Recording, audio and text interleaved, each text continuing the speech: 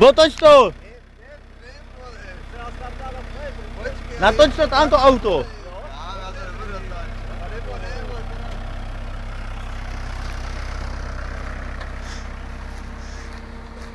Co je tam? Kurva, posvíť. Posvíťte. Já to nemůžu teďka napnout, myslím.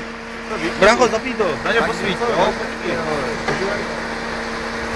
A někde spadla hadička. praskl ti náhodovka nebo něco? Mám ti praskl někde vole, ne?